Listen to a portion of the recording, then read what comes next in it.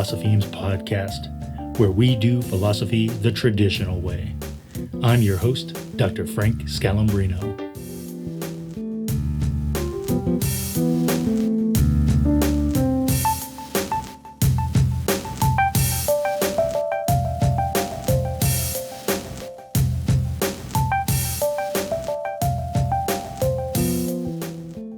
So grateful you're here.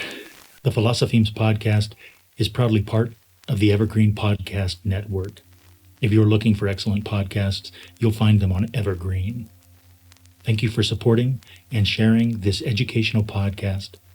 Any political or religious ideas discussed in this episode are solely for the sake of philosophical education. Everyone is welcome here on the Philosophemes podcast. This podcast episode originally aired on Dr. Frank Scalambrino's previous podcast, Basic Philosophical Questions.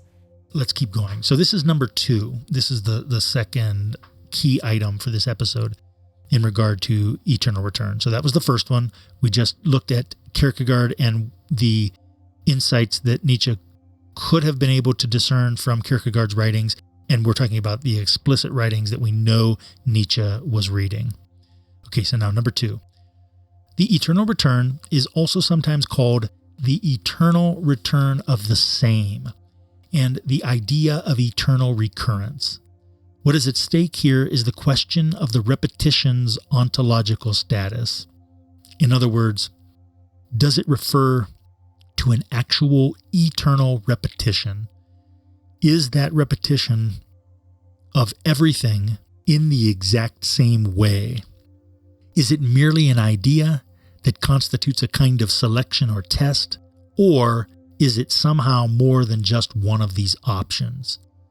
So we're trying to figure out, do we call it the eternal return? Do we call it the eternal return of the same?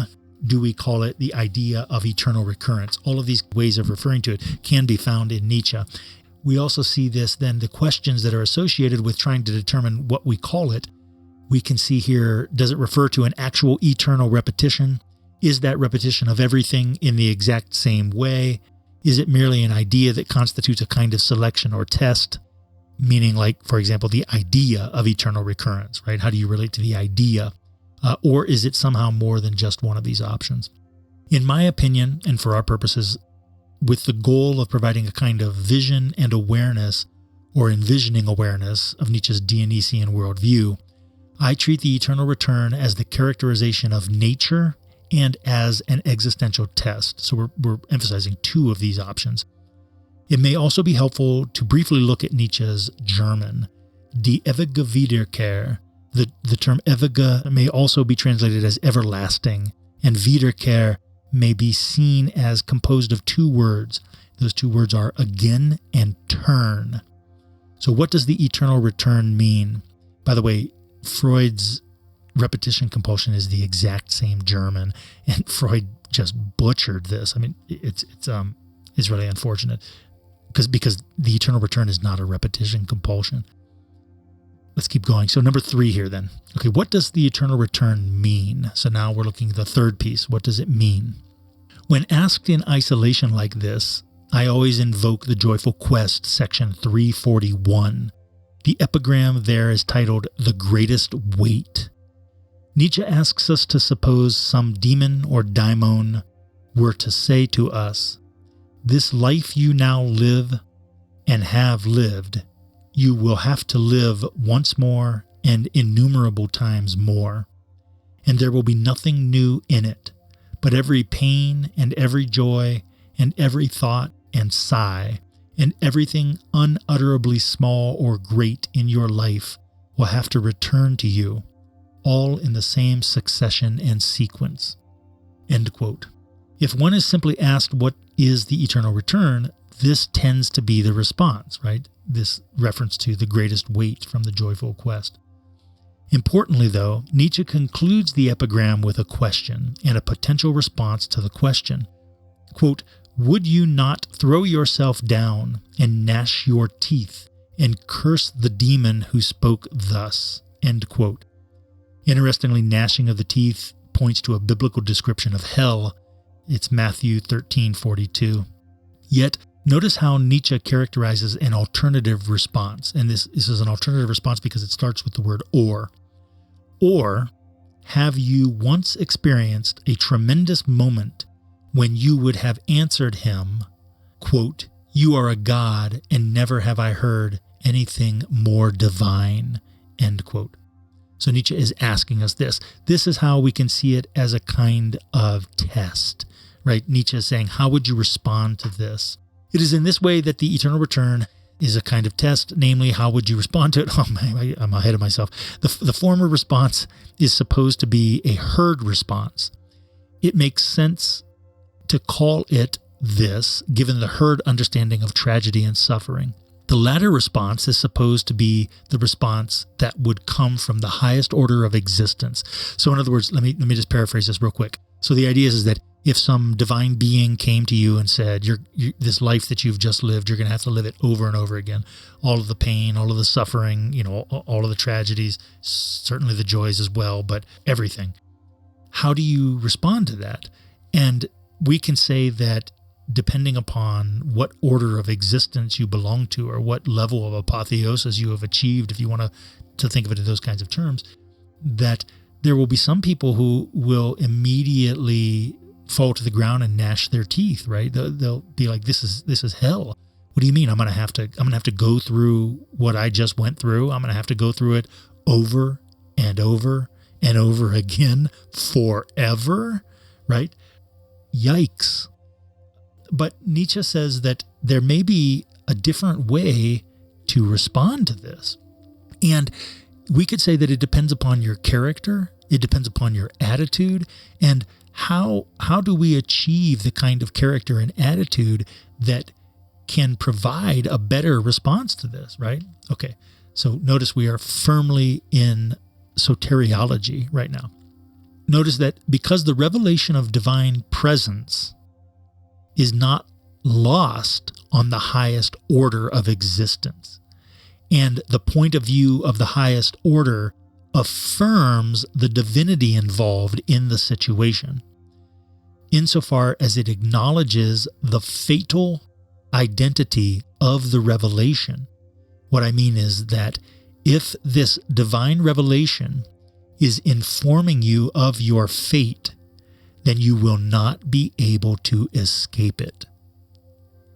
So if this demon or daimon comes to you and says that this life that you've lived, you're going to live it over and over again forever, if that's actually true, what is the value of gnashing your teeth? Right? It doesn't matter if you gnash your teeth. You're going to just gnash your teeth over and over again forever, I suppose. Number 4 then, right? The fourth, there's only 5 of them, but we're looking at number 4 now. So number 4, Nietzsche concludes the epigram of the greatest weight from the Joyful Quest by noting what may be thought of as a mantra of the highest order. Okay, and here's this quote. It's a big block quote. Quote, "If this thought gained possession of you, it would change you as you are, or perhaps crush you." The thought of the eternal return. The question in each and every thing, do you desire this once more and innumerable times more, would lie upon your actions as the greatest weight? Or how well disposed would you have to become to yourself and to life to crave nothing more fervently than this ultimate eternal confirmation and seal? End quote.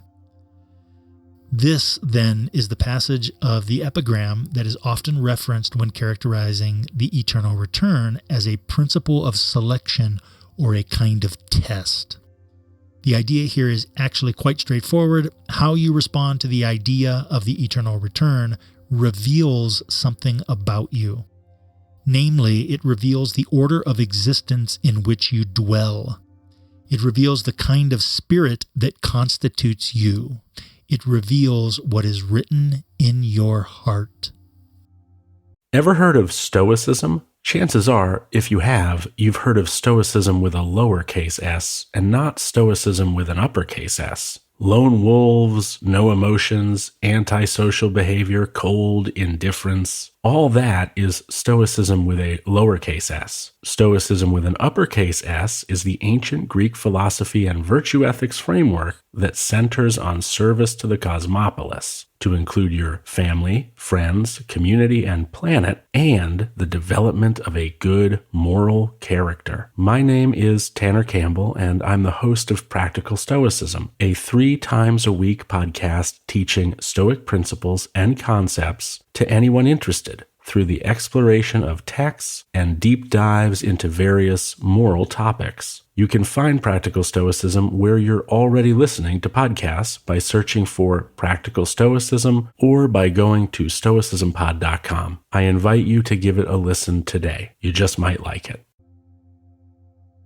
Lastly, then, number 5. How does the eternal return relate to fate? So I'm going to discuss this in the next episode whenever I talk about amor fati. And I do think that despite what's on all over YouTube, I do think that you must use these ideas in tandem. You must look at the eternal return with amor fati, and if you're trying to understand the eternal return, and if you want to understand amor fati, you must look at the eternal return as well.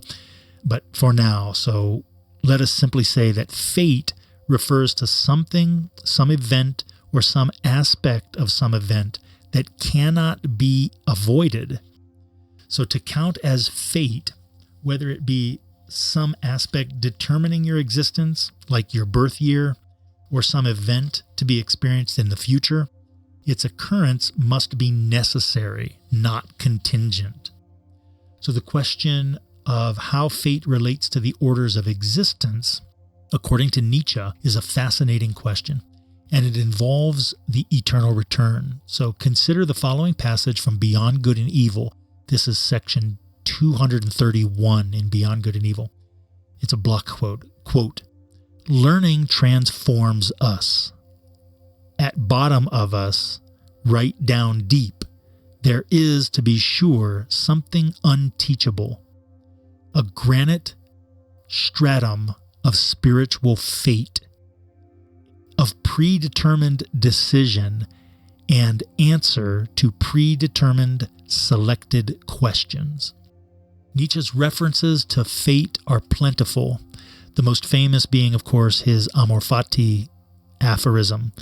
The insight we want to gain from this passage coincides with other common Nietzsche-isms, like his biblical repetition of those who have the ears for it. The insight suggests some individuals are so constituted that they may not be able to change the order of existence in which they dwell. This can be seen in any number of ways. However, Nietzsche tends to focus on 3. That is, in terms of the kinds of questions a person can ask, the kinds of answers they can understand, and lastly, the kinds of experiences they are fated to have. The above passage then emphasizes the first 2, yet in regard to all 3, we may say that it is never simply revealed why, or systematized into a how, that fate is present for mortals. It seems clear enough, though, that Nietzsche believes in fate, and therefore there must be fated aspects involved in the eternal return.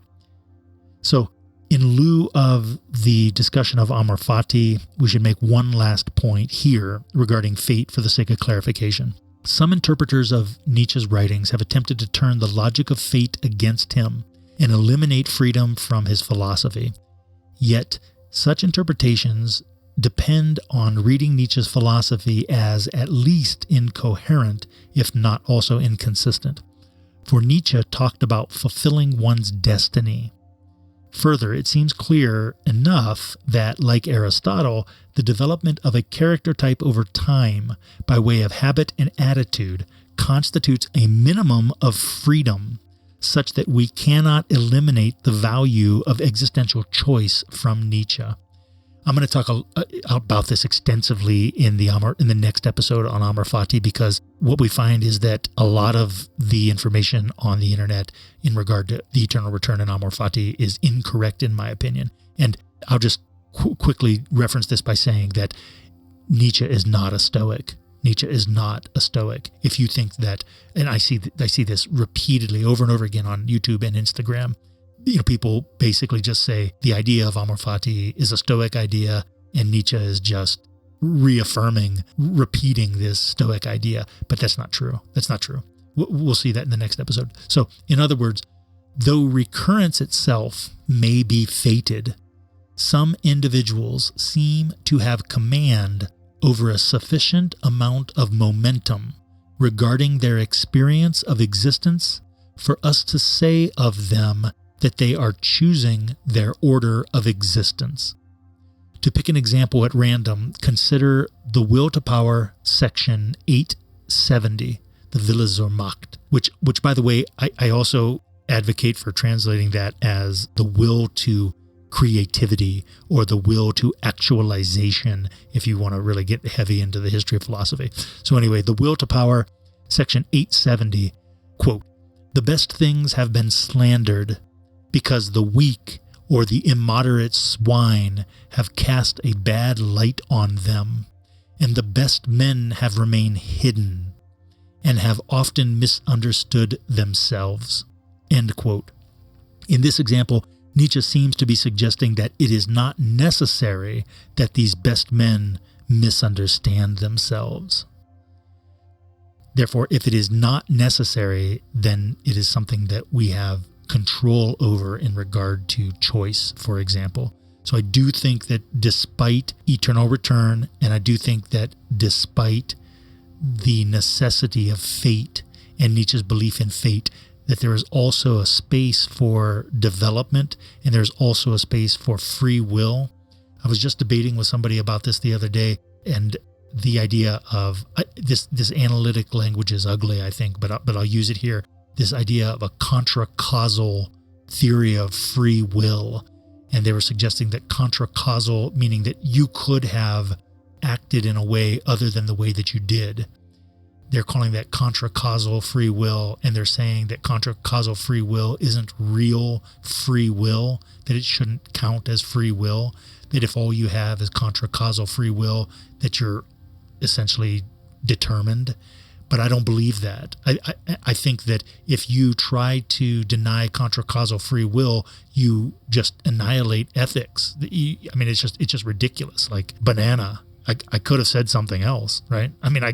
This is silly, so contra-causal free will is free will. There is a space for free will in Nietzsche. I think that it's a mistake to think that there is no free will in Nietzsche. And this will come up again in the Amor Fati episode. But I just also want to conclude with one more thought here. Despite all of this overturning of Platonism and all of that kind of stuff, notice that especially when we start to think about the architectonic of philosophy and that Nietzsche is doing philosophy, that Nietzsche is addressing topics here that all of Western philosophy is a footnote to Plato, right? So Nietzsche is addressing topics here that have already been addressed by Plato. I realize that everybody loves the Stoics, but this stuff is already present in Plato. I think I'm just going to read this footnote from my book to you, and then we'll conclude this episode. But I continue to find it fruitful to read Nietzsche's Eternal Return juxtaposed with Plato's Republic, Book 10. So, and this is especially the myth. It's called in the secondary literature, it's called the myth of air, E-R. All right, so that's been our discussion of the eternal return. I think that we can't really fully conclude this idea until we look at Amor Fati. All right. Please subscribe to the Philosophemes YouTube channel. And if you'd like to see the Philosophemes in puzzle form, the handle on Instagram is @Philosophemes. All right. We are posting videos on YouTube and X, selling books on Amazon, and you can see the Philosophemes in puzzle form on Instagram. I appreciate your questions and comments and your support of this open access educational podcast. I'm your host, Dr. Frank Scalambrino, and I'll see you in the future.